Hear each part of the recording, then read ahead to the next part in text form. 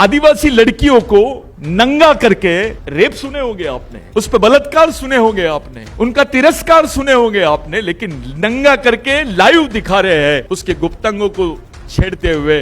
एक लड़का दो लड़की नहीं, पूरे भीड़ के साथ उनके हाथ में मशीन गन, और उनको दौड़ा रहे हैं आप। पूरा देश नहीं दुनिया देख रही है इसको, और दौड़ाते दौड़ाते आप कम से कम 100-150 लोग उसके साथ रेप करते हैं, और उसके बाद रेप करते करते वो मर जाती है। उसको हथियार से बाद में मारा गया, वो ऐसे ही मर गई।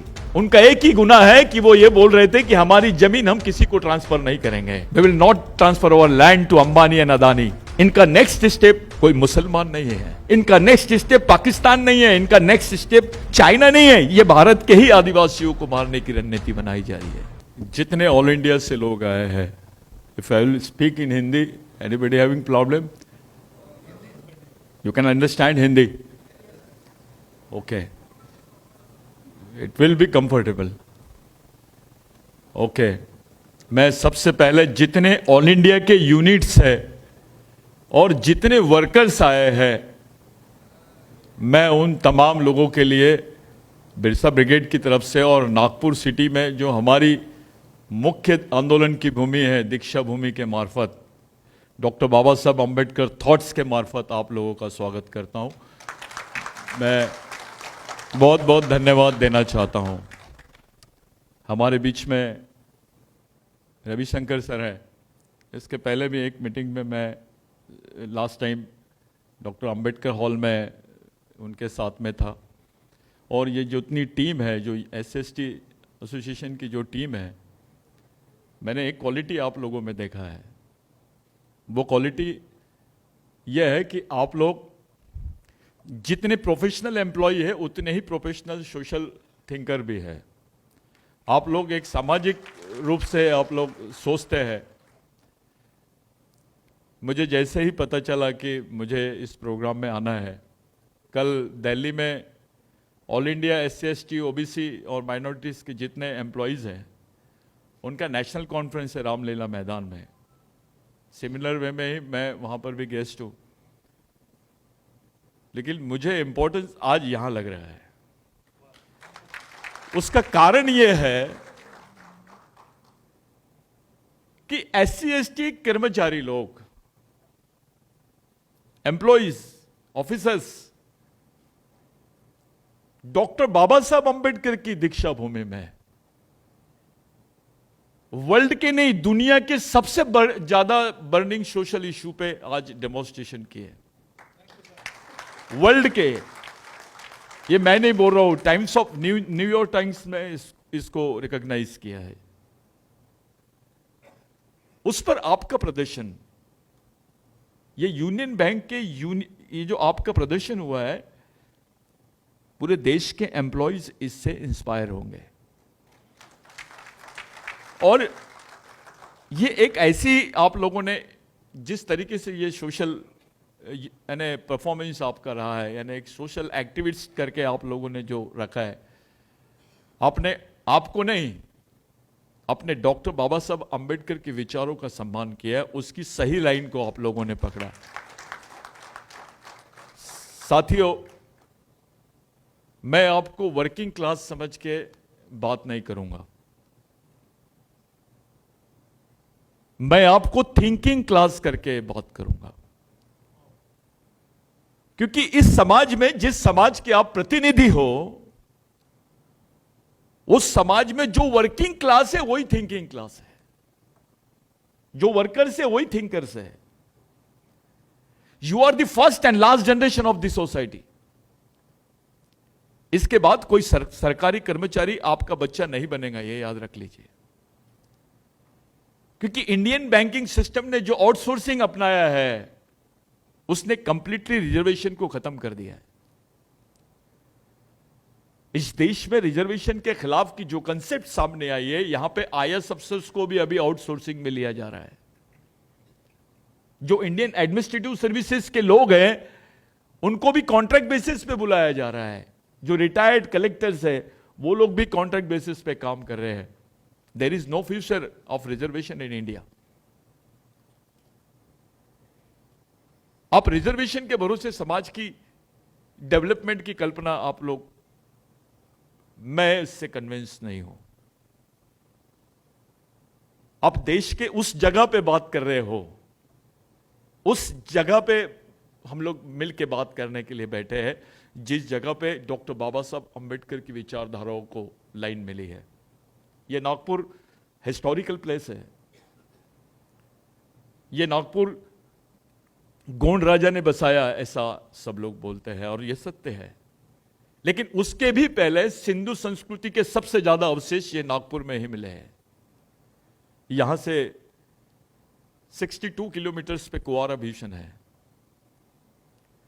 दुनिया का जो सबसे पहला आदमी लोगों ने, साइंटिस्ट लोगों ने उसको ये किया, अभी एंथ्रोपोलॉजिस्ट लोगों ने अभी रिसर्च किया, वो कुंवारा भीषण के पास में मिला है। ऐसा थ्योरी अब इंडिया में खड़ी हो गई है।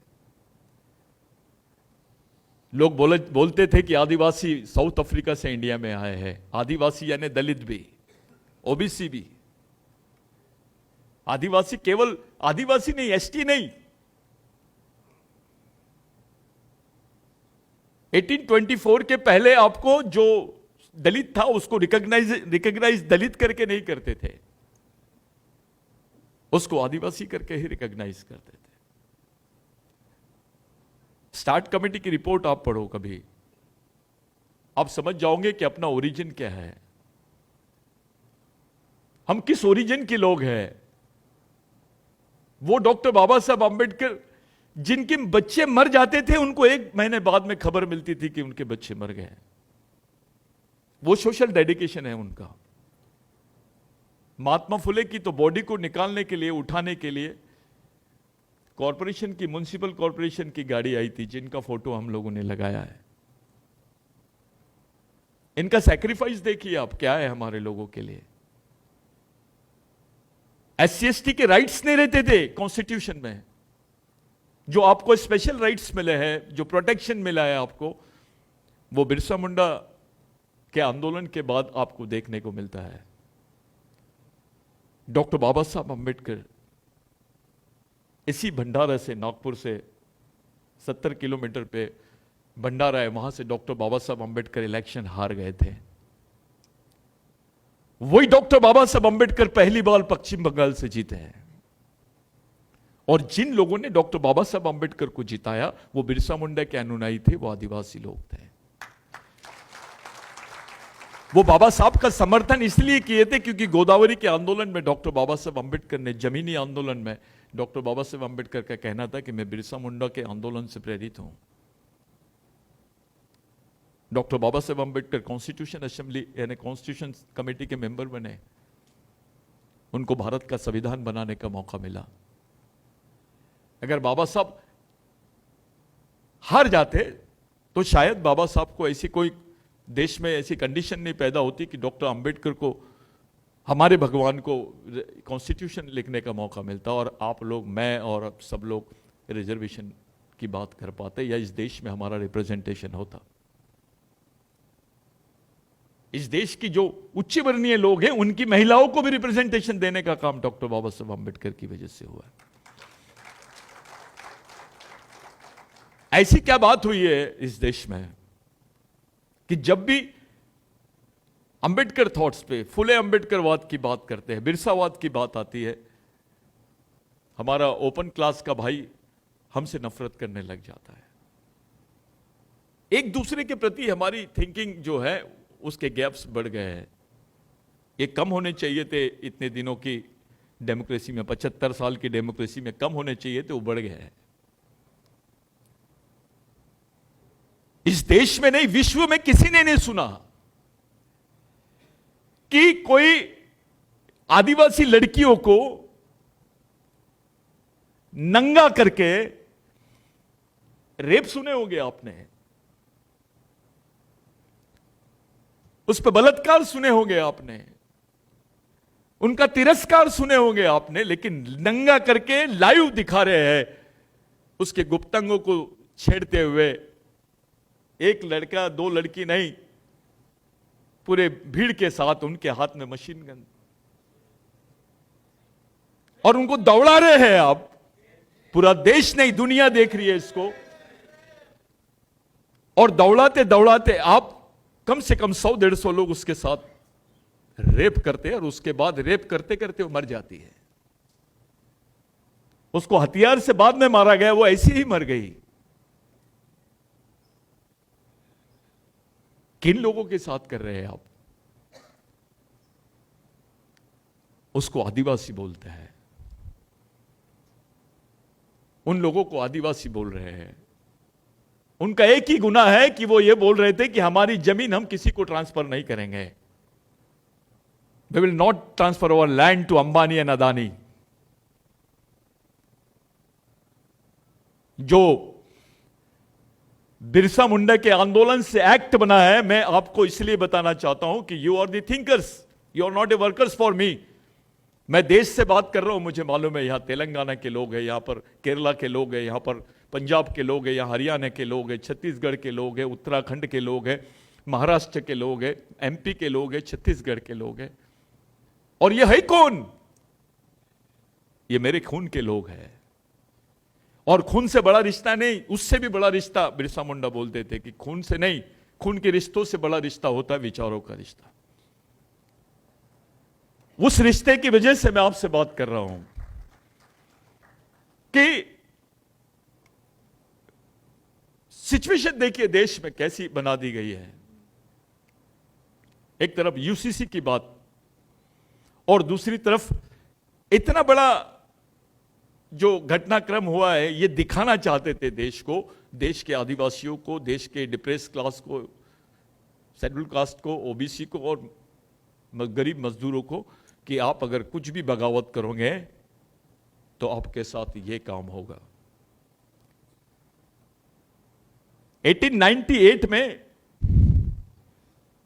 कम से कम 70,000 से ज्यादा लोग मारे गए इस देश में, जिसके ऑथेंटिक रिकॉर्ड्स भी गवर्नमेंट के पास उपलब्ध नहीं है।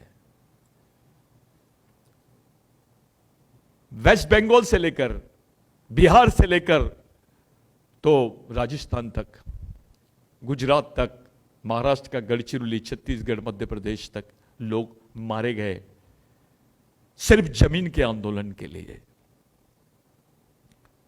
ब्रिटिश सरकार घबरा गई और उन्होंने वो एक्ट पास किया जिसको लैंड एक्विजिशन एक्ट बोलते हैं। विश्व में पहला ऐसा लैंड एक्विजिशन एक्ट इंडिया में पास किया गया कि आदिवासी की जमीन गैर आदिवासी तो नहीं ले सकता है, लेकिन गैर आदिवासी तो क्या सरकार भी नहीं ले सकती है।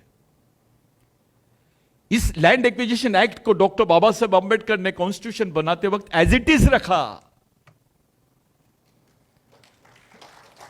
क्योंकि वो जानते थे इसके परिणाम क्या हो गए। ये जो 6th शेड्यूल है, ये जो 5th शेड्यूल है, यहां पे आदिवासियों की स्वायत्तता है। पहले दलित आदिवासी का एक इलेक्ट्रोल मांगा गया, कंबाइंड इलेक्ट्रोल मांगा गया। दलित आदिवासियों का एक राज्य भी मांगा गया इस देश में। आप कॉन्स्टिट्यूशन डिबेट्स को देखिए, वो 6th schedule 5th schedule area में जितनी जमीन है, जितनी आदिवासी क्षेत्रों की जमीन है, उसमें मिनरल्स है, उसमें कोयला है, सोना है, वहीं पर्यावरण है, वहीं जंगल है। और इनको मालूम है इनका नेक्स्ट स्टेप कोई मुसलमान नहीं है, इनका नेक्स्ट स्टेप पाकिस्तान नहीं है, इनका नेक्स्ट स्टेप चाइना नहीं है। यह भारत के ही आदिवासियों को मारने की रणनीति बनाई जा रही है। एक टाइप से यह सिविल वॉर है, उनकी जमीनों को लूटने का, वहां पर पूंजीपतियों को देने का। ये किसी देश में आप ये देख नहीं रहे जो भारत में हो रहा है। अब दूसरा इसका पहलू देख लीजिए कि पेपर में आता है करीब करीब 600 मशीन गन और गन्स लूटी गई, 60,000 गोलियां लूटी गई, करीब करीब 300-350 लोग मारे गए, 2 लाख से ज्यादा लोग विस्थापित हुए। भारत में ऐसी कोई घटनाक्रम कभी हुई क्या, बताइए मुझे। अगर वॉर भी हुआ है तो इतना बड़ा डिजास्टर नहीं हुआ है। वॉर भी हुआ है कारगिल भी हुआ तो इतने लोग मारे नहीं गए जितने लोग अभी मारे गए। और उसका रिजल्ट देखिए। ऐसे कभी सुने आपने कि किसी भीड़ ने मिलिट्री को लूट ली? मिलिट्री को लूटा जा सकता है, उनसे गन छीनी जा सकती है, उनके पास से गोलियां छीनी जा सकती है, और कोई गवर्नमेंट उस पर कोई बात नहीं करती। 70 डेज 90 डेज हो रहे हैं, उस पर गवर्नमेंट का कोई ऑफिशियल रिकॉर्ड नहीं हुआ। अभी सुप्रीम कोर्ट में इनका एफिडेविट आया कि उन्होंने स्वीकार किया कि इतनी गोलियां लूटी गई, इतने बंदूकें लूटे गए। Is it possible? Are you agree? कोई समझ सकता है इस चीज को? साथियों, मेरा सब्जेक्ट आज का इसलिए क्योंकि आपने डेमोन्स्ट्रेशन किया है। If anybody will ask you why you have demonstrated, आपने डेमोन्स्ट्रेशन क्यों किया, क्या आंसर रहेगा आपके पास? क्योंकि मीडिया आपको क्लियर बात नहीं बताएगी, सच्चाई नहीं बताएगी। 2 लेडीजों का वीडियो बनाया गया। आपको सीरियसली बता रहा हूं, हजारों लेडीजों के साथ रेप हुआ है। इतनी दर्दनाक घटना किसी देश में भी नहीं होती है। अभी वो वॉर हुआ आपका, यूक्रेन वॉर जो हुआ है, उसमें भी ऐसी कोई घटनाओं का उल्लेख नहीं आया। इसको धर्म के तराजू में तोल लिया गया। अब कुछ लोग इसको हिंदू और क्रिश्चियंस का झगड़ा बता के मोल्ड करना चाह रहे हैं। आप बुद्धिस्ट हो, आप मुस्लिम हो, आप क्रिश्चियन हो, आप हिंदू हो, लेकिन उसके पहले आप दलित हो, एससी हो। आपका ओरिजिनल जो रिकॉग्निशन है, कॉन्स्टिट्यूशनल रिकॉग्निशन जो है, वो शेड्यूल कास्ट का है। Because you are schedule caste, that's why you have got some rights in the Indian constitution. Because you are schedule tribe, that's why you got some rights in the Indian Constitution. They are against the constitutional recognition. वो आपके संविधानिक recognition के खिलाफ में है। It's a civil war. यह situation देश के ऊपर आना शुरू हो गई है। न्यूज कैसी पढ़ते हैं आप? दलित घोड़े पे चढ़ा तो उसको मार दिया गया। किसी दलित लड़की ने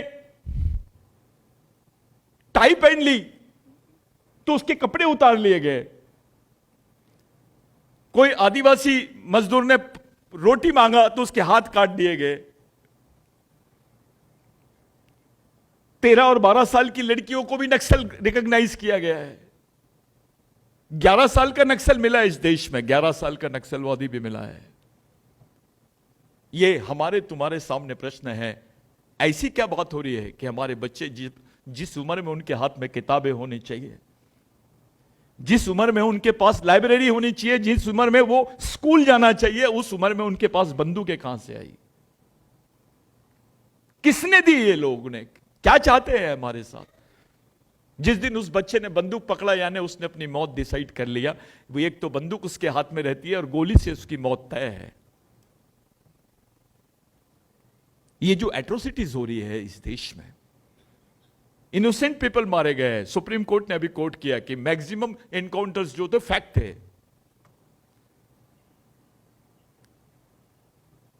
हमारे लोग डिमांड करते हैं रिजर्वेशन इन प्रमोशन, उसको मिस इंटरप्रेट करते हैं प्रमोशन इन रिजर्वेशन। सुप्रीम कोर्ट के रीच से आप किधर जा रहे हो? हमारी तरफ क्या हो रहा है? हमारी सोसाइटी में क्या हो रहा है? ये देखना बहुत जरूरी है। हमको इसी देश में रहना है, इसी देश में जीना है, इसी देश में एक दूसरे के साथ में रहना है। चाहे वो ओपन का क्लास का ब्राह्मण आदमी हो, हिंदू हो, क्रिश्चियन हो, मुस्लिम हो, सभी को इस देश में रहना है। ये उस देश में यूसीसी लाने के पहले एटमॉस्फेयर बना रहे हैं। यूनिफॉर्म सिविल कोड, ये उस देश में बात कर रहे हैं, उस कॉन्स्टिट्यूशन में बात कर रहे हैं जिसमें 395 आर्टिकल्स है, इसके 22 डिवीजन है।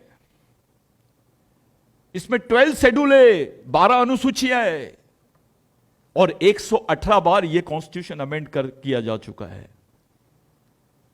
ये यूसीसी जो है ये कॉन्स्टिट्यूशनल रिव्यू है, इससे ज्यादा कुछ नहीं है। ये संविधान परिवर्तन की बात चल रही है। साथियों, संविधान है तो एक ब्राह्मण भाई, एक दलित भाई, एक आदिवासी भाई, एक मुस्लिम भाई साथ में बैठा है। संविधान नहीं रहेगा तो क्या होगा, आप सोचिए। यह केवल दलित आदिवासियों का प्रश्न नहीं है, इस देश के नागरिकता का प्रश्न है। यह हमारे जीवन का प्रश्न है, आपके बच्चों का प्रश्न है, आपकी आने वाली जनरेशन का प्रश्न है।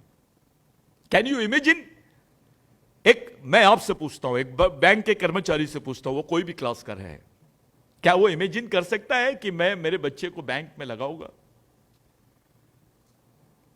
आज की डेट में आपको लगता है कि आज बैंक में केवल 13% रिक्रूटमेंट्स हुए हैं देश में, चाहे ओपन के हो, एससी के हो, बाकी सब आउटसोर्सिंग हुई है। आपका बच्चे को आप इमेजिन कर सकते हो कि आने वाले समय में, आज से 10 साल बाद आपका बच्चा बैंक में नौकरी कर पाएगा? वहां आपका रिजर्वेशन रहेगा। रिजर्वेशन नहीं होता तो मैं भी इंजीनियर नहीं होता। आज हम सांप के साथ बैठे हैं, ये कॉम्बिनेशन भी नहीं होता, ये स्टेटस भी नहीं मिलता हमको अगर रिजर्वेशन नहीं होता तो। मैं ये बात इसलिए बोल रहा हूं आपको कि जो देश की वास्तविक स्थिति है उससे बाहर जाके आप किसी भी लेवल पे बात नहीं कर सकते। मैं जानता हूं, मैं देश के तमाम इंटेलेक्चुअल लोगों से बात कर रहा हूं। आपकी ऑफिशियल वैल्यू एक कर्मचारी की हो सकती है। As an officer you are a worker for department, पर as a member of the society you are a thinker for that society, you are God। Birsa Munda ने बोला था, जो वर्ग समाज को गाइड करता है उसको गार्जियन बोलते हैं। जी फॉर गार्जियन। वो उस समाज की मालिकियत को अपने कंधे पे रखता है, उसको बोलते हैं O for owner.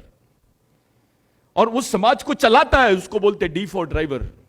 GOD God, इसका इंटरप्रिटेशन बिरसा मुंडा ने इस तरीके से किया था। लेकिन उल्टा हो गया। जो गॉड था वो डॉग हो गया। GOD गॉड, वो DOG डॉग हो गया। वो केवल अपने स्वार्थ तक के निहित हो गया, अपने घर तक, अपने परिवार के बाहर वो आ ही नहीं सका। वो भूल गया कि उसको जो रिजर्वेशन मिला है वो सोशल रिप्रेजेंटेशन है, that is not a personal representation. आपको जो रिजर्वेशन है वो सोशल रिप्रेजेंटेशन है। इसलिए आपकी जवाबदारी केवल ऑफिस की नहीं तो समाज के प्रति भी आपकी जवाबदारी है, क्योंकि आप उस समाज के नागरिक हो। जिंदा रहने के लिए जॉब है, जॉब के लिए जिंदा नहीं रहना है।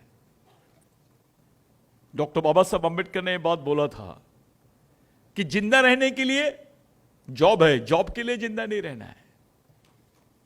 और जो आप कर रहे हो पूरी ईमानदारी से करो, लेकिन आपकी सोशल सेंसिटिविटी कहां है? आपकी सोशल सेंसिटिविटी किस ओर जा रही है?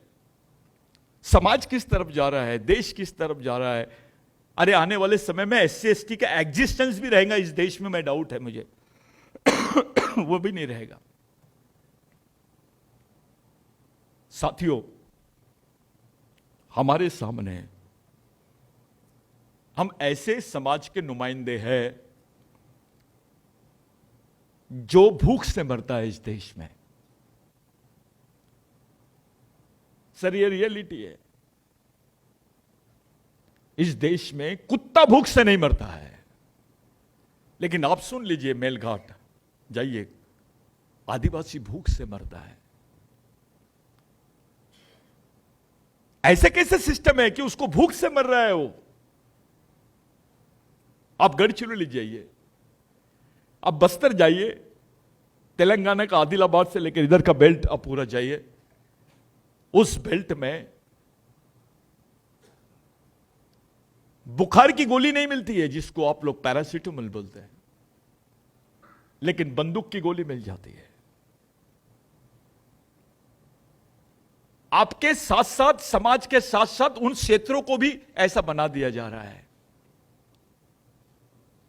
हजारों एकड़ जमीनें लूटी जा रही है, उसका पर्यावरण की खुली छूट दे दी जा रही है। उसके पूरे आदिवासियों के जितने लॉ है, जमीन के जितने लॉ है, जंगल के जितने लॉ, डेली अमेंडमेंट्स हो रहे हैं, उसमें लूटा जा रहा है, पूरा पर्यावरण टूट जाएगा। इसका हानि केवल आदिवासी और दलितों को नहीं होगी, पर्यावरण से तो समाज के सभी लोगों को फर्क पड़ेगा, उनका भी जीवन अस्तित्व खतरे में आ जाएगा। ये जो इशू है जिस पे आज आपने डेमोन्स्ट्रेशन किए, मैं आपको सैल्यूट करता हूं। मैं ऐसा समझ रहा हूं कि यहां से शुरुआत हो गई है आंदोलन की इस देश में, क्योंकि आपने बाबा साहब की दीक्षा भूमि में यह काम करके दिखाया।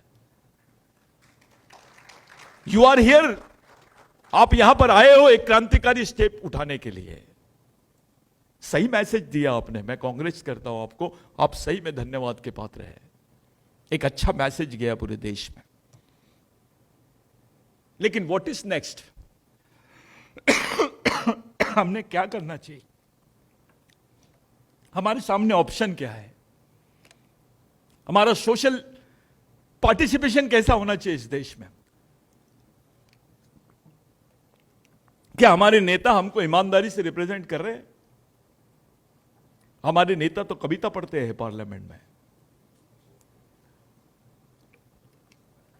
बाबा साहब ने वो जो आरक्षण दिया है, पार्लियामेंट्री रिजर्वेशन दिया है, वो कविता पढ़ने के लिए दिया है क्या? कौन से नेता आके खुलेआम कंडेम किया है इस घटना के लिए? बीजेपी में एक आदिवासी नेता, दलित नेता तो छोड़ दीजिए, एक आदिवासी नेता ने आके सामने कंडेम नहीं किया कि मैं इस घटना का ये करता हूं क्योंकि उस पर प्रेशर है। सिर्फ ये बोल देना कि ये दुखदायी घटना है, मेरे को बहुत दुख हुआ है, ये तो डायलॉग हो गया है। फिर आप में और मोदी जी में क्या फर्क है? आपकी रिस्पॉन्सिबिलिटी, जो वर्किंग क्लास है, इंटेलेक्चुअल क्लास है, वो क्या चाहता है, आप जो तय करेंगे वो समाज तय करेगा। विशेष करके आदिवासी समाज में जिनको नौकरियां मिली है, उनके अलावा कोई दूसरा वर्ग ही नहीं है। दलित वर्ग में जिनको नौकरियां मिली है, उनके अलावा कोई दूसरा इंटेलेक्चुअल वर्ग ही नहीं है। You are not only a worker, you are a thinker also.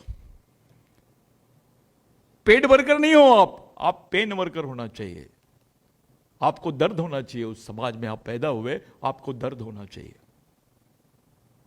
देश में एक ऐसी स्थिति पैदा हो रही है जहां पर आप अपने अधिकारों पर बात नहीं कर पाओगे।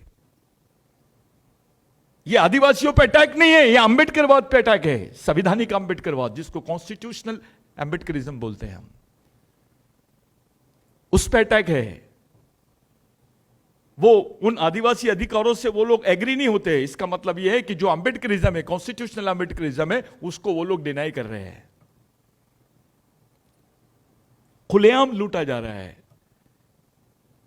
आज की सिचुएशन में जिस सोशल सैचुरेशन से हम लोग गुजर रहे हैं, विश्व में कोई भी वर्ग इतनी तकलीफों में जिंदा नहीं है जहां भारत के आदिवासी और दलित है।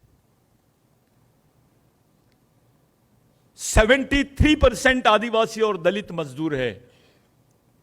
मैं नहीं बोल रहा हूं, यह आंकड़ा है भारत सरकार का। 73%।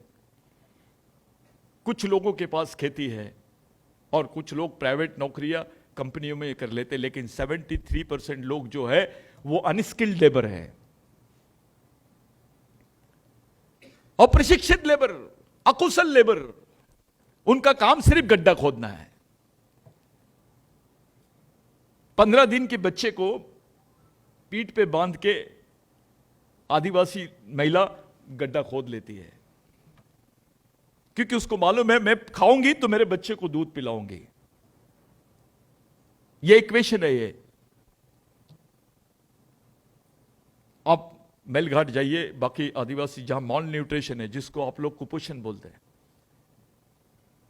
वहां जाइए, आपको सबसे ज्यादा ब्लड कैंप्स मिलेंगे। दलितों में कम दिख रहा है ये, क्योंकि इनको ऐसा लगता है कि यहां पर वो सिकल सेल जैसी बीमारी रहती है तो इनका ब्लड लेकर हमको सिकल सेल हो जाएगा तो डर लगता है इनको थोड़ा। लेकिन जो रिकॉग्नाइज आदिवासी होते हैं उनमें थोड़ा कम है सिकल सेल का, और वो 70% कम है। और वो जो मेन जंगल एरिया के आदिवासी होते हैं उनका ब्लड में रेजिस्टेंस पावर बहुत ज्यादा रहता है। तो हर एरिया में आप जाके देखना, जिनको खाने को नहीं है वहां ब्लड कैंप्स है। जब आप जाके देखोगे, सर्वे करोगे, तो आपको पता चलेगा कि वो उसको ब्लड देने के एवज में 800 रुपए देते हैं, 800 रुपीज। और वो 800 रुपीज के एवज में वहां से अपने बच्चों के लिए राशन लाते हैं। डॉक्टर बोलता है कि खाना खाओगे तो खून बनेगा। व्हाट साइंसेस, विज्ञान क्या बोलता है कि आप खाना खाओगे तो खून बनेगा, लेकिन गवर्नमेंट बोलती है एक, खाना होना तो खून देना पड़ेगा। यह इनडायरेक्ट लैंग्वेज है, खाना होना तो खून देना पड़ेगा।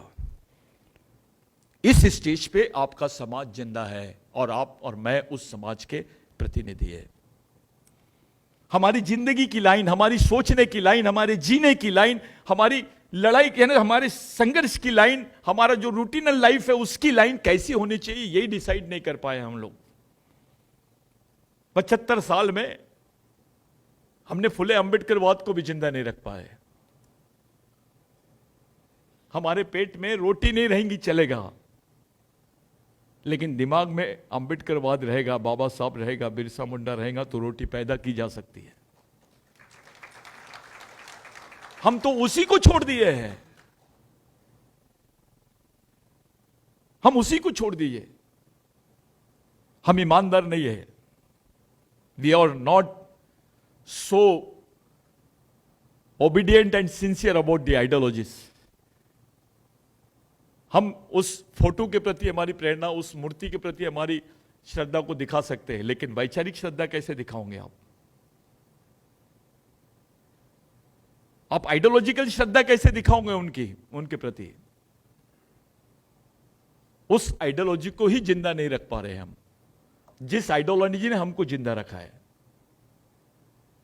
जिस आइडियोलॉजी की वजह से आप इस चेयर पे बैठे, मैं बोल रहा हूं, मेरे बदन पे कपड़े हैं, उस आइडियोलॉजी को ही खत्म कर दिए हमने, उसके साथ ईमानदार नहीं है हम।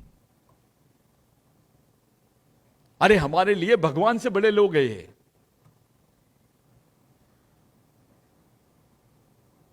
ये मैं नहीं बोलता, एक रिक्शे वाले ने एक रिक्शे वाले को बोला।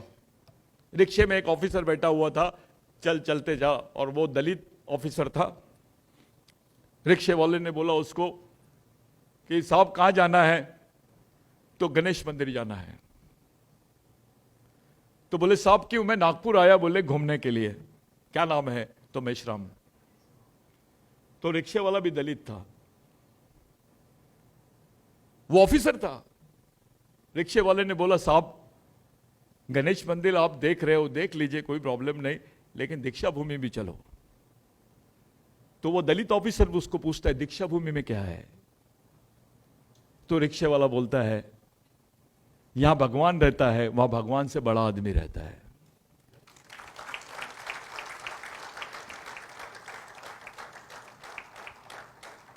ये बेस है इसका। हम जिनके भरोसे बने हैं उनकी आइडियोलॉजी से हम ईमानदार नहीं है। सिर्फ ईमानदारी से घर आता है, वो किसी के लेने देने में नहीं रहता है, ड्यूटी जाता है, संडे को टीवी और बीबी देखता है, उसमें कोई प्रॉब्लम नहीं, किसी से कोई लेना देना नहीं, समाज के किसी आदमी से झगड़ा भी नहीं करता और मिलता भी नहीं है। ऐसा आदमी वो सामाजिक रूप से जिंदा नहीं है। उसको सोशल हेड नहीं बोलेंगे, उसको सोशल डेड बोलेंगे। He is socially dead, he is useless for the society, one who has taken reservation of society and he is not responsible to the society. It means he is a man useless for the society. We should not give respect to him, and he should not get respect in our society. सम्मान का भागीदार कौन है? सम्मान का भागीदार हर वो आदमी है जिसके प्रति समाज में, जिसके मन में समाज के प्रति दर्द है, वो समाज के बारे में सोच रहा है। आपने बहुत बड़ी प्यारी गैदरिंग की है ये। We are fighting for humanity, we are fighting for identity, we are fighting for constitution rights. ये जो थ्योरी आप लोगों के सामने आई है, मैं SC/ST यूनियन के आपका जो भी आपने नई बॉडी बनाई है, मुझे दूसरी बार आप लोगों ने बुलाया, लेकिन मेरे को ऐसा लगता है बहुत सारे लोग हैं जो मैं उनसे कम्युनिकेशन में रहता हूँ, साहब का मैं मुझे बहुत रिस्पेक्ट है उन लोगों का कि वो ये स्टेज पर भी समाज के प्रति बहुत ज़्यादा रिस्पॉन्सिबल मानते हैं। हम समाज के प्रति खुद को रिस्पॉन्सिबल मान लें, ये बहुत जरूरी है। अगर बाबा साहब समाज के प्रति रिस्पॉन्सिबल नहीं मानता तो अपने बच्चों की डेथ में खड़ा नहीं हो पाता, यानी वो आ जाता, अपने फैमिली के साथ में रहता, रिजाइन नहीं करता वो मिनिस्ट्री से। बिरसा मुंडा अगर समाज के साथ ईमानदारी नहीं करता तो वो 25 साल की उम्र में शहीद नहीं होता। उनको तो बोल दिया गया था कि आप बोल दो आप इस देश के मालिक नहीं है, साइन कर दीजिए, आपकी फांसी की सजा माफ। बिरसा मुंडा मर गया, लेकिन बोलते रहा मैं आदिवासी था, आदिवासी हूं, आदिवासी रहूंगा। उनको फांसी देने के पहले अभी अभी देखो कुछ चीजें इतिहास में गलत बात बताई जाती है हमारे महापुरुषों के बारे में। फांसी के एक दिन पहले बिरसा मुंडा को यह एग्रीमेंट दिया गया, उन्होंने साइन करने से इनकार कर दिया। क्या सजा दी है उसको मालूम है? उनकी चमड़ी निकाल रहे थे रात भर, जैसे बकरे को काटते और उसकी चमड़ी निकालते हैं, वैसे रात भर उनकी चमड़ी निकाली जा रही थी। सिर्फ उस वक्त जब शेड्यूल ट्राइब और शेड्यूल कास्ट, ऐसा कोई इंटरप्रिटेशन नहीं, कोई काका कालेकर रिपोर्ट नहीं आई थी। I am talking about 1898, 1899। तब आदिवासी और दलितों की कोई अलग सेपरेट पहचान नहीं थी इस देश में, आपकी यूनिक पहचान थी, एक ही पहचान थी, एक सिक्के के दो पहलू। उस वक्त ऐसी सजा दे रहे हैं और वो आखिरी तक जब ब्लड बहुत ज्यादा निकल गया और उसको मारा गया, वो आखिर मर गया और इन्होंने बता दिया, उसको फांसी दे दी है। लेकिन जॉन हैंड्रॉप करके एक ब्रिटिश राइटर है, एडवोकेट भी थे वो, उन्होंने जब उसकी बॉडी का ये किया, मुआयना किया, तो उन्होंने बताया कि उसकी बॉडी पूरे ब्लड से भरी हुई बॉडी थी। आज आपको जो जमीन मिली है ना, दलितों को भी ब्राह्मणों को भी इस देश में, पहले आपके जमीन के कागजात पे लिखा जाता था भूधारक, यानी जमीन को धारण करने वाला आदमी। लेकिन बिरसा मुंडा के मरने के बाद जो कानून बना उसमें हर भारत के आदिवासी यानी नागरिक के 7/12 में आया भूमालक। तब ब्रिटिशर्स ने यहां के SC/ST को स्पेशल लैंड्स दी। आज जो शेड्यूल कास्ट के पास लैंड है ये उसी का नतीजा है। बाद में दादा साहेब गायकवाड़ ने चलाया उसको। जबरन जोत आंदोलन आप समझ गए होंगे। ये वो बेसिक है। आपके पास नौकरी नहीं थी तब जमीन महत्व की थी। कब? जब नौकरी नहीं थी। बाबा साहब ने, मेडिएटर है बाबा साहब ने हमारे लिए रास्ता बना के दिया है, लेकिन वो रास्ते को हमने यूटिलाइज नहीं किए। जब हमारे पास नौकरी नहीं थी तो जमीन थी, हम जिंदा थे। आज जमीन भी नहीं रहेंगी और नौकरी भी नहीं रहेंगी, करोगे क्या? आपके पास कोई प्लानिंग है कि विदाउट रिजर्वेशन के आप अपनी जनरेशन को जिंदा रख लोगे? आपके पास कोई प्लानिंग है विदाउट जमीन के आप अपनी जनरेशन को जिंदा रख लोगे? अरे यहां तो रिस्पेक्ट नहीं मिलता आपको, रोटी कहां से मिलेगी, नौकरी कहां से मिलेगी? अगर आपको रिस्पेक्ट मिलता तो आपकी मां बहनों को नंगा नहीं घुमाया जाता इस देश में। किसी को मार देना, गोली मार देना, यह घटना भी हो सकती है, लेकिन खुलेआम रास्ते पे घुमाना, मिलिट्री से लूट करना, इनडायरेक्टली ऐसा प्रतीत होता है कि इनको हथियार दिए गए हैं कि आप ये काम करो। आज दलित के, आदिवासियों के साथ हुआ, कल और भी लोगों के साथ होगा। ये प्रैक्टिस शुरू हो गई। देश में एक अलग माहौल बन गया है। आप अपने बाल बच्चों को ऐसे माहौल में सुरक्षित देख पाओगे क्या?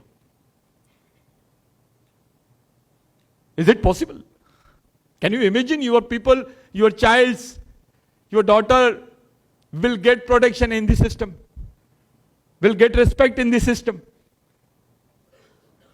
मैं आदिवासी कम्युनिटी में ज्यादा ये रहा हूं, मेरा लाइन है, मैं तो एक वकील ढूंढ लिया सर, पूरे सुप्रीम कोर्ट में एक वकील नहीं मिला हमको। अभी गढ़चिरौली में हमारे 13 साल की बच्ची को मार दिए, पता भी नहीं चला, नक्सली बोल दिए, कपड़े पहना दिए उसको, थी नहीं, उसका अभी रिजल्ट आया तो पता चला वो इनोसेंट लोग थे, बच्चे स्टूडेंट्स थे। अब वो वकील ढूंढने गए हम, तो एक आदिवासी वकील नहीं मिला हमको।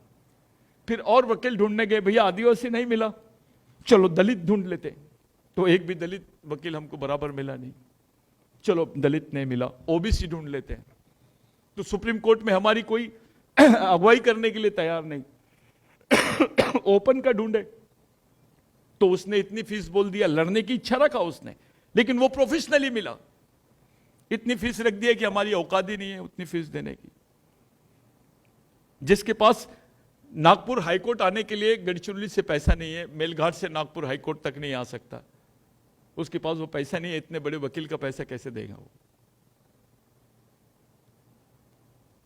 3 लाख लोग विस्थापित होना साहब, विश्व में कहीं नहीं हुआ ऐसा जो चल रहा है। पूरे मीडिया ने दबाया उसको 3 महीने तक, पूरा वहां पर इंटरनेट सुविधा बंद कर दी गई।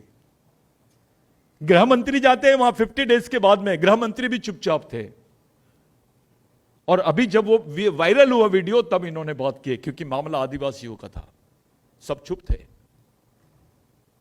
ऐसे कई इंसिडेंट्स होते हैं, कैसे इंसिडेंट्स होंगे और होने वाले हैं, चाहे वो कोई ऊंचे वर्णीय लोग कोई रहे।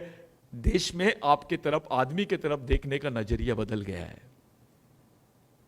इस माहौल में आप एक एम्प्लॉय बन के जी रहे हो, आप यहां पे ड्यूटी करने आए हो, एक एम्प्लॉय, एक मैनेजर हो, रीजनल मैनेजर हो, लेकिन आपका बच्चा सुरक्षित है क्या, इसकी गारंटी आपको नहीं है। ऐसे एटमॉस्फेयर में हम लोग सोशल सोच रखना ये जरूरी हो गया है। आपने रिजर्वेशन तो ले लिए, वो सोशल था, लेकिन आपने सोच नहीं लिए, आपने जवाबदारी नहीं लिए जो सोशल थी, आपने जीवन नहीं लिया जो सोशल था। इन तमाम चीजों के बीच में आज हम लोग बैठे, हम लोग मुस्लिम भाइयों की तरफ देख रहे, क्रिश्चियन भाइयों की तरफ देख रहे, ब्राह्मण भाइयों की तरफ देख रहे। भाइयों, ये जो घटना हुई है और आज जो आप लोगों ने मुझे बुलाया है, मैं हकीकत में बोल रहा हूं कि मैंने तो आप लोगों से बात करना था आपके विषय पर, लेकिन मैं बेईमानी कर दिया आप लोगों के साथ में, मैं अपने विषय पर आपके सामने बात कर लगे शुरू कर दिया, क्योंकि मुझे लगा ही नहीं कि मेरे कम्युनिटी में कोई लोग हैं। मुझे ऐसा लगा कि ये मेरे समाज के लोग हैं, देश के लोग हैं, देश भर के लोग हैं, जिनके सामने मैं इस बात को रख रहा हूं, ताकि ये बात पूरे देश तक के जाएगी, इस मोमेंट को देश भर तक ले जाएंगे। ये आप कैप दिख रही है, ये कैप दिखती है ऐसी मिलिट्री या नक्सलवादी जैसी, लेकिन ये सोशल फोर्स है बिरसा मुंडा का, डॉक्टर बाबा साहब अंबेडकर की सोच है इसके पीछे। ये मोमेंट हम लोग चलाते हैं। मैं भी क्लास 1 ऑफिसर था, मैंने रिजाइन कर दिया जॉब, मैं एमएससीबी में था, इलेक्ट्रिसिटी, महाराष्ट्र इलेक्ट्रिसिटी बोर्ड में। उसके बाद मैं इंडियन इंजीनियरिंग सर्विसेज से सेलेक्ट भी हुआ था, मैंने जॉब छोड़ दिया, शादी भी नहीं कर पाए हम, और 24 आवर्स पूरे देश में शुरू किए। आज जो फोटो आपको दिख रही है, इसमें कांशीराम जी को बुलाया नहीं जा सकता है, बिरसा मुंडा की जो बात थी। उसके बाद में हमको बिरसा मुंडा को पूरे देश में पहुंचाने के लिए उम्र के 25 साल तक के कंटिन्यूस भिड़े रहे हम। आज अच्छा लगता है कि पूरे देश में बिरसा मुंडा को लोग पहचानते हैं, टंटा भील को पहचानते, राघोजी भांगरे को पहचानते। इतिहास नहीं था आदिवासियों का, इतिहास एक किताब भी नहीं थी उनके पास।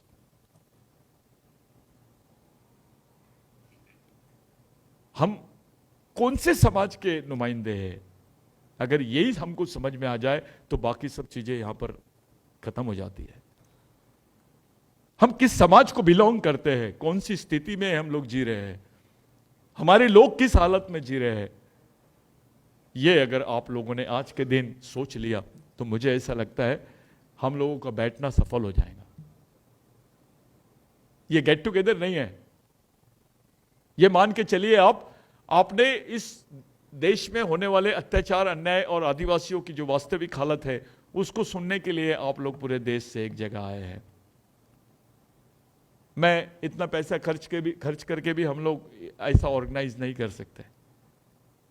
मेरे लिए बहुत बड़ी गोल्डन अपॉर्चुनिटी दी है इन लोगों ने, जो ये यूनियन वाले, एम्प्लॉइज एसोसिएशन वाले, मैं उनको सैल्यूट करता हूं।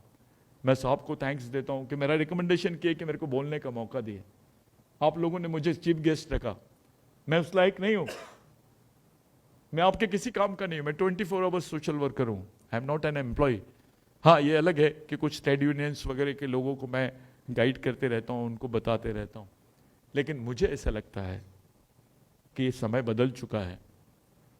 अब कोई दूसरी जनरेशन इस समाज को नहीं बचा सकती है। ये हमारी आखिरी जनरेशन द्वारा, आखिरी जनरेशन को बचाने के लिए लड़ी जाने वाली आखिरी लड़ाई है।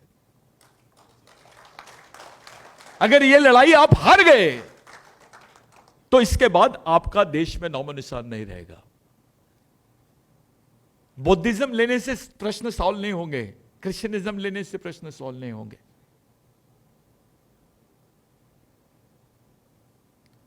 आपको सॉल्व करने की एक थ्योरी है, there is a formula for the mathematics में जैसा एक फॉर्मूला होता है, पाइथागोरस थ्योरम होता है, उसी तरीके से आपके पास में फुले अंबेडकरवाद है, बिरसावाद है। इस फॉर्मूले से आप इस समाज की सामाजिक समस्याओं को हल कर सकते हो। मैं बिरसा मुंडा की 2 बातें बोलूंगा और यहीं रुक जाऊंगा। मुझे लगता है आप लोग खाना खाना चाहिए, लेट हो गया। बिरसा मुंडा ने बोला था कि जिस समाज की सामाजिक समस्या नहीं होती है उसकी कोई समस्या नहीं होती है, लेकिन जिस समाज की सामाजिक समस्या होती है उसकी समस्या ही समस्या होती है। हमारी सामाजिक समस्या यह है कि कभी दलित आदिवासियों ने अपने आप को एक खून का नहीं समझा। हमारी सामाजिक समस्या यह है कि हमने कभी अपने कल्चर की तरफ पलट के नहीं देखा। हमारी सामाजिक समस्या यह है कि हम अपने महापुरुषों के विचारों के साथ ईमानदार नहीं हैं। हमारी सामाजिक समस्या यह है कि हमने अपने सामाजिक जीवन को जो अवसर मिला है जीने का, उसको हमने ऐसी जनरल जी लिया जिसका कोई वैल्यू नहीं था, ना खुद के लिए कंट्रीब्यूट कर पाए ना सोसाइटी के लिए। और ये करते करते ऐसे स्टेज पे आ गए 75 साल में, आज रिजर्वेशन बंद हो गया है। There is no reservation in Indian constitution now. don't keep any utopian idea in your mind that there is a reservation. Our next fight is for the reservation, not for the reservation. हम लोगों को protection की लड़ाई मांगना पड़ेगा। जो आदिवासी कभी जंगल की लड़ाई लड़ता था, आज वो बीपीएल कार्ड के लिए लड़ता है, और उसको बीपीएल कार्ड नहीं मिलता है तो मर जाता है, गोली मार देते हैं उसको। जो आदिवासी दलित कभी अपने एरिया में पॉलिटिकल स्ट्रगल करता था, आज उसके भी वांदे हैं, उसके पास भी बीपीएल कार्ड नहीं मिलता उसको। शहरी क्षेत्रों की बात छोड़ दीजिए, आप ग्रामीण में जाइए, क्या ट्रीटमेंट मिलता है अपने को। वह मंदिर की तरफ क्यों देखा तूने? मंदिर की तरफ देखा करके उसके ऊपर तेजाब डाल दिए। इतने हॉल में क्यों शादी किया तूने करके उसके घर को आग लगा दिए। आपने घटना सुनी होंगी, अभी आदिवासियों पे पेशाब किया गया। ऐसा कभी देखेंगे किसी देश में? Have you seen in country, any country? ये आदिवासियों के साथ क्यों हो रहा है इस देश में? पहले मुसलमानों को टारगेट, उसके पहले दलितों को टारगेट, अब आदिवासियों को टारगेट। चाहते क्या है? और वो दिन दूर नहीं, सामूहिक रूप से टारगेट होंगे। फिर ये मासेस का टारगेट ब्राह्मणों की तरफ जाएगा, वो इसका विक्टिम होगा। ऐसी देश में सिचुएशन बन जाएगी। पेशाब करते हुए देखा है आपने, अभी आंध्र प्रदेश में घटना हुई वो भी। तो ये घटनाएं आपकी नजर से छुपना नहीं चाहिए, आपको दिखना भी चाहिए, समझना भी चाहिए, और आपने इसके ऊपर रीथिंक करना चाहिए, रिव्यू करना चाहिए, सोशल रिव्यू करना चाहिए। आप लोग, मैं, जिस फोटोज को लगा के हम लोग बात कर रहे हैं, जितनी श्रद्धा भगवानों के प्रति रहती है उससे डबल श्रद्धा रहनी चाहिए हमको इनके विचारों पर भी, क्योंकि बहुत पवित्र विचार थे। ये तो आदमी के लिए पूरे अपने आप को कुर्बान करने वाले लोग हैं। आपके लिए, मेरे लिए इनका कोई रिलेशन नहीं था। आप कोई अंबेडकर के रिश्तेदार नहीं थे, बिरसा मुंडा के रिश्तेदार नहीं थे, महात्मा फुले के रिश्तेदार नहीं थे, शिवाजी महाराज के रिश्तेदार नहीं थे आप, लेकिन इन्होंने आपके लिए जिया। धार्मिक जीवन से ज्यादा महत्वपूर्ण है सामाजिक जीवन, और जिसको सामाजिक जीवन का महत्व समझ गया वो महापुरुषों के विचारों के साथ बेईमानी नहीं कर सकता है। और मुझे विश्वास है कि आपकी पूरी श्रद्धा है करके आप लोगों ने इसको दीक्षा भूमि में कंडक्ट किया। ये एक नई लड़ाई यहां से जानी चाहिए, एक मानवता की लड़ाई का आप लोगों ने आगाज किया। आप लोगों ने पूरे समाज को एक अलग संदेश दिया। आप लोग धन्यवाद के पात्र हैं। मैं जब जब मुझे मौका मिलेगा, पूरा बिरसा ब्रिगेड का जो ऑर्गेनाइजेशन है आज, जो भारत के 18 राज्यों में काम करता है, जो भी कर्मचारी रहेगा आपसे जुड़ा हुआ, यहाँ इन्वॉल्वमेंट हमारे रीजनल मैनेजर साहब का भी है, रीजनल हेड साहब का भी है। कभी हमारी जरूरत पड़ी तो हम आपके साथ में रहेंगे सर, क्योंकि हम लोग एक स्वभाव से, आदिवासी आदमी को सिर्फ दो चीजों के लिए जाना जाता है, एक है ईमानदारी के लिए और दूसरी है लड़ाई के लिए। और ये सिर्फ दो ही गुण है हमारे पास, दिमाग नहीं है। यहां हम खाली होते चले जा रहे हैं। हमारे बच्चों को हम लोग जहां भेज रहे हैं, वो बच्चे को कोई वो आदिवासी कल्चर या दलित को, जो दलितों के प्रश्न है, जो बाबा साहब की थ्योरी है, वो नहीं समझाई जा रही है। उसके दिमाग में कुछ और ही डाल रहे हैं। शाहरुख खान, आमिर खान, गरीब खान, कुछ भी चल रहा है देश में। एक हेडलाइन देखने के लिए तरस गए थे हम। 90 दिन में एक हेडलाइन, किसी पेपर में हेडलाइन नहीं आई, लेकिन जिस दिन ये पूरा उस पे फेसबुक पे और वो सब चीजें, वो नंगी तस्वीरें आई, पूरे पेपरों की हेडलाइन, टीवी पर अभी यही डिबेट चल रहा है। टीआरपी बढ़ाने का सोर्स बन गए हम लोग। इतनी अच्छी पिक्चर तो देश में किसी ने नहीं दिखाया होगा। इस देश में जहां पर थोड़ी भी असलियत रही तो पिक्चर को सेंसर बोर्ड क्या कर देता है, काट देता है। ये वाली पिक्चर को कैसे सेंसर करोगे आप? ये तो सोशल पिक्चर है, ओरिजिनल पिक्चर है।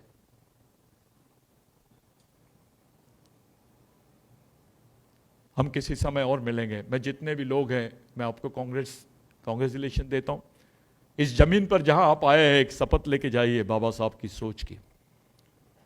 यहां पे लोग बताते हैं बिरसा मुंडा छोटा नागपुर में पैदा हुआ था, लेकिन मैं गर्व के साथ बताता हूं बिरसा मुंडा की सोच इसी नागपुर में पैदा हुई है। क्योंकि ये जो मिशन है पूरे देश में चल रहा है, इसमें हम लोगों ने ऐसे डेडिकेटेड लोग काम करते हैं। इसमें पूरे IAS IPS भी लोग बने हैं, भी थोड़े उंगलियों में गिनने लायक, वो भी काम कर रहे हैं। कुछ दलित भाइयों का तो बहुत बड़ा कंट्रीब्यूशन है मेरे लिए। वो मेरे पीछे ऐसे पिलर्स के जैसे खड़े रहते हैं।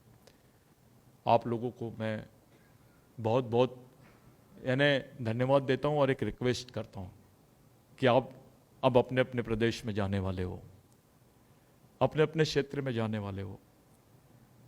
पूरे देश में इस पे क्या होना चाहिए और कैसी सामाजिक जागृति होनी चाहिए, हमारा सामाजिक स्टेप क्या रहना चाहिए, ये आपको तय करना है।